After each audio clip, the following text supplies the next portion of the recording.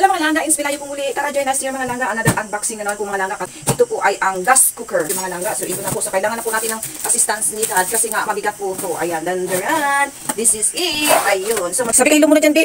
Hi, hello. So dyan natin ilalagay. Thank you, Ace. So ayan na. Ito na po yung ating bagong lutuan mga langga. O diba, upgraded na tayo. So I made of tempered glass po mga langga. Ayun. Stainless po to siya mga langga. Ayan. At ito, stainless din po. So maliit na lang ang space ng ating lababo. Tangke, ayan. Regulator, regulator daw. Pati si Molly, nakikiasiyos yung magluto po ang kusina ng langke. Meron pala siyang ano, double purpose. Ito pala siya. Meron talagang purpose dito para dito. Kasi maliit. Nagyan ng sabon. Pang tighten. Then, balik pa rin. Blaster na.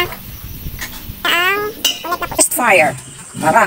1, 2, 3. Ayan. 1, 2, 3. Agoy. Thanks. Wow. O, nakabidyo kaya kayo. Paikot siya. O, diba? Success. Thank you for watching mga langga. Please click follow for more tips.